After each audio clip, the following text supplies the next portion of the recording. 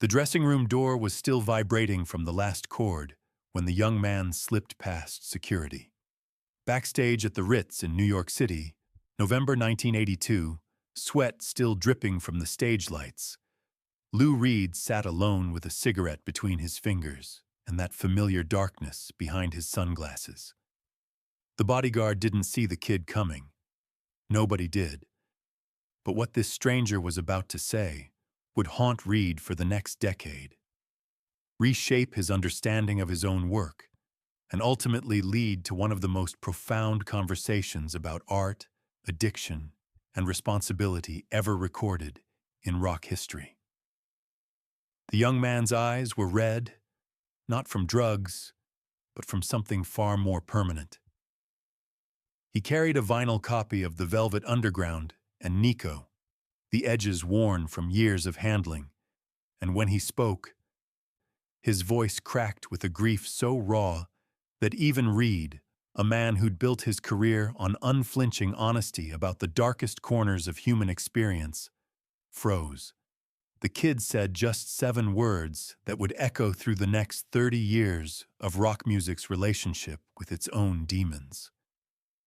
But before we understand what happened in that room, before we can comprehend the answer that Reed gave and why it mattered so desperately, we need to go back to where this all started, to a song that was never meant to be a celebration, to a needle that was never meant to be a solution, and to a father who couldn't tell the difference. Before we continue with this story, if you're discovering the hidden truths behind Lou Reed's life and the moments that defined rock's most uncompromising artist, please subscribe to our channel. These are the stories that never made it into the official biographies, the conversations that happened when the cameras were off, and the legacy that continues to shape music today. The song was called Heroin, and when Lou Reed first performed it in 1966 at a dingy club in Greenwich Village, half the audience walked out. Not because it was bad, but because it was too honest, too close to something people didn't want to name. Reed had written it in his apartment on the Lower East Side, surrounded by the very scene he was documenting, watching friends disappear into addiction with the same clinical detachment a war photographer might observe a battlefield. The song wasn't advocacy, and it wasn't warning. It was observation, brutal and unblinking. The sound of a man describing the rush and the crash with the same poetic precision he might use to describe a sunset. When it comes on, Reed sang, "It makes me feel like I'm a man." The line would be quoted, misquoted, analyzed, and weaponized for the next 5 decades, but Reed never apologized for it. He'd seen what heroin did. He'd watched it kill his friends. Some critics said that made the song irresponsible. Others said it made it necessary. Reed himself said something else entirely, but nobody was ready to hear it yet. The Velvet Underground released the song on their debut album in 1967, and it became an underground anthem, passed from hand to hand in dorm rooms and basement apartments, discovered by teenagers who felt alienated from the sanitized version of the 60s that the radio was selling. To some, it was poetry. To others, it was permission. And to a man in Ohio who'd fought in Vietnam and come home with demons he couldn't name, it became something else entirely. A kind of terrible companion in his spiral downward. His name was Thomas, and his son was 15 years old when he found his father's body in the garage, the record player still spinning in the living room, heroin playing on repeat, the needle stuck in the groove just like the needle that had been stuck in his father's arm. The kid's name was David, and for 7 years after his father's death, he carried that record like a murder weapon. He didn't listen to it. He couldn't. But he couldn't throw it away either, because it was the last thing his father had touched, the last sound he'd heard. And David needed to understand why. The therapists said it wasn't the music's fault. His mother said it was the war's fault. His older sister said it was the drugs' fault. But David, 17 years old and drowning in grief he couldn't process, needed someone to blame who was still alive, someone who could answer for the pain.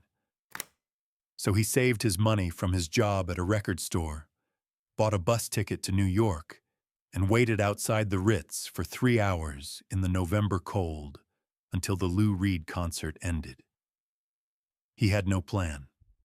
He had no speech prepared. He just had that record, his father's suicide note folded inside the sleeve, and a rage that had been building for 7 years. Security almost stopped him, but something in his face, some desperation that even hardened New York bouncers recognized as genuine grief, made them hesitate just long enough for David to slip through the backstage door.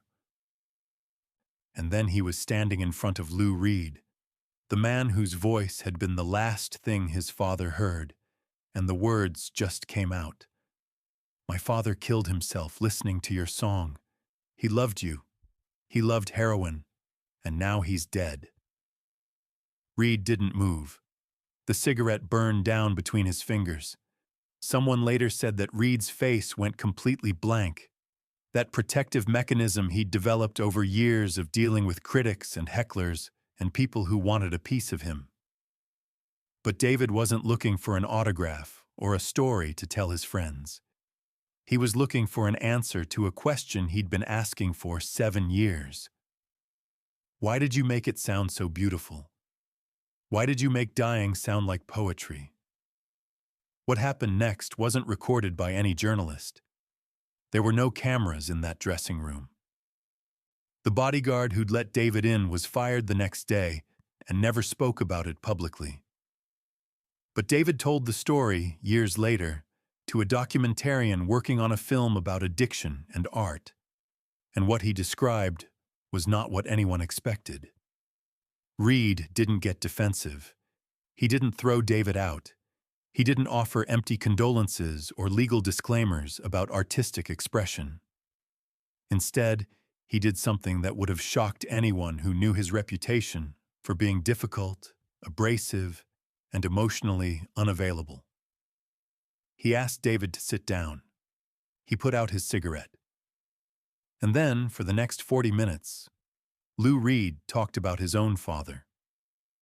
Reed's relationship with his father was complicated in ways that most biographies gloss over.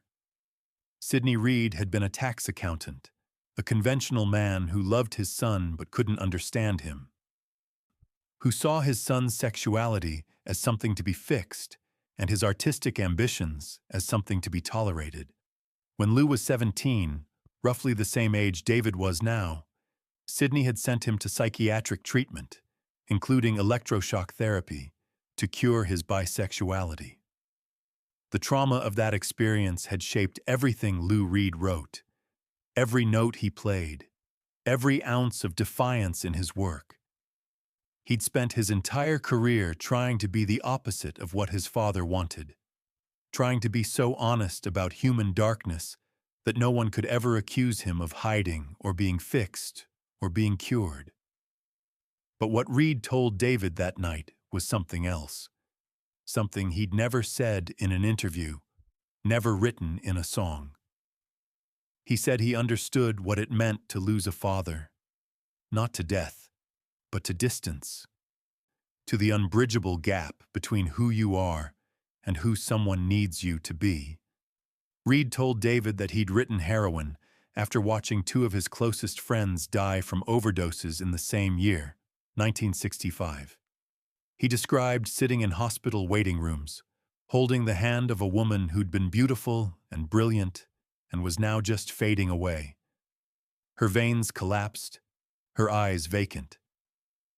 He talked about the guilt of surviving when others didn't, the confusion of loving people who were destroying themselves, and the impossible question of what art owed to truth versus what it owed to safety. "I never wanted anyone to think heroin was good," Reed said, according to David's account. "I wanted them to know it was real. And real things are complicated. They feel good until they kill you. David asked the question that was really behind his grief. Then why did you write it like a love song? Reed was quiet for a long moment. Then he said something that David would repeat for the rest of his life, something that changed how he understood not just his father's death, but his father's life. Because addiction is a love song. It's the most destructive love song there is. It promises to make you feel whole, and it keeps that promise right up until the moment it takes everything. Your father didn't die because of my song. He died because he was in love with something that loved him back in the worst possible way. And I'm sorry. I'm so sorry that he's gone. The apology broke something in David. He'd come there for a fight, for someone to rage against. And instead, he found a man who understood his father better than David did, who'd seen the same thing from the inside and survived it. Reed asked David about his father, what he'd been like before the war, what he'd loved besides the drugs, what made him laugh. They talked for nearly an hour, and somewhere in that conversation, David started crying, and then he couldn't stop, and Lou Reed, this man famous for being cold and difficult and emotionally armored, just sat there and let him. But the story doesn't end there, because 10 years later, something happened that proved just how deeply that conversation had affected both of them. In 1992, Lou Reed was working on an album called Magic and Loss, a concept album about death, grief, and the impossibility of comfort. He'd lost several friends to AIDS. His relationship with his longtime manager had ended badly, and he was, by his own admission, struggling to find meaning in a music industry that seemed increasingly hollow. One night during the recording sessions, David showed up at the studio. He'd tracked Reed down through mutual connections in the New York music scene, and he had something he needed to say. David was clean. He'd been sober for 6 years. He'd gone to college, become a counselor for at-risk youth, and dedicated his life to helping kids who were going through the same grief and confusion he'd experienced. And he wanted Reed to know that the conversation they'd had a decade earlier had saved his life. David had been planning to kill himself the night he confronted Reed. The plan had been to make Reed feel the pain he'd felt, and then go home and finish what his father had started. But Reed's honesty, his willingness to sit with David's anger without deflecting it, had given David something he didn't know he needed. Not absolution. Not an explanation that made everything okay, but the understanding that art could hold truth and pain and beauty all at once, and that his father's death wasn't a simple story of a song causing harm. It was a complex story of a man in pain finding temporary solace in something that ultimately destroyed him. And that wasn't Lou Reed's fault. It was the tragedy of addiction itself. Reed was shaken by David's return. Friends who were at the studio that night said Reed cried, which was something they'd almost never seen. The two men talked for hours again, and this time Reed asked David if he could record their conversation.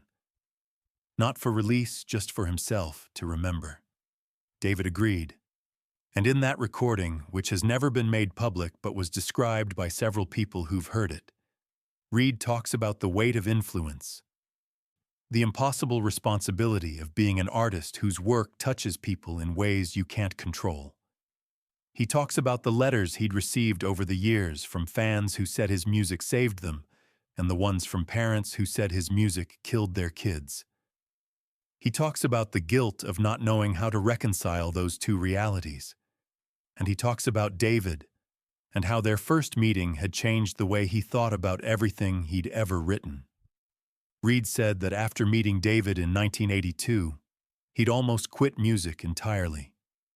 He'd been so shaken by the confrontation that he'd considered whether his honesty was worth the cost, whether unflinching truth about darkness was a gift or a weapon. It was David's return, David's survival, David's transformation from a grief-stricken teenager into a man helping others. That convinced Reed the work mattered, because David had taken the worst moment of his life and turned it into purpose. And that, Reed said, was what art was supposed to do. Not provide answers, not make the pain go away, but create a space where truth could exist long enough for someone to find their own way through it. The recording session for Magic and Loss became something more than just an album after that conversation. Reed poured everything from those 2 meetings with David into the songs, the guilt and the grief and the stubborn insistence that looking directly at death was the only way to honor it. The album wasn't commercially successful, but it was critically acclaimed as one of Reed's most mature works, a meditation on loss that didn't flinch from its weight, but didn't glorify it either. And on the inside liner notes, in tiny print that most people never noticed, Reed included a dedication. For the ones we couldn't save, and the ones who saved themselves. Nobody knew what it meant except David and Reed, and the few people who'd been in that dressing room and that studio. Years later, after Reed's death in 2013, David gave an interview to a small music magazine, finally telling the full story of their 2 meetings. He said that Reed had changed his understanding of what responsibility meant, both for artists and for the people who consume their work. Reed never pretended that his songs were safe or that art should be, but he also never dismissed the very real impact that art could have, the way it could reach into someone's life at their most vulnerable moment and become entangled with their fate. The song Heroin didn't kill David's father, but it had been there in his final moments, a companion to his loneliness and pain. And Lou Reed had been willing to sit with that reality, to hold the weight of it without excuses, and in doing so, had shown David that grief was something you could survive if you let yourself feel it completely. The story of Lou Reed and David became a kind of underground legend in addiction counseling circles, cited in training sessions and support groups as an example of how complicated the relationship between art and harm can be. Some counselors use it to talk about the danger of glorifying drug use in music. Others use it to talk about the danger of oversimplifying art's impact, of pretending that a song can cause or prevent something as complex as addiction and suicide. But the most powerful lesson, the one that David himself emphasized in his later work, was about the necessity of human connection in the face of pain. Reed could have had David thrown out. He could have defended his art and dismissed the accusation. Instead, he chose to listen, to acknowledge the grief, and to share his own. That choice, that willingness to be present with someone else's suffering without trying to fix it or explain it away, was what saved David's life. Not the music, not the lyrics, but the moment when an artist and a fan both dropped their defenses and saw each other as human beings carrying impossible weight. Reed himself talked about the encounter only once publicly, in an interview in 1996. He was asked about his responsibility as an artist who wrote about drugs and violence and the darker aspects of human experience. He said, "I can't control how people use my work. I can only control whether I'm honest. But I learned something from a kid who came to see me once. He taught me that honesty isn't enough.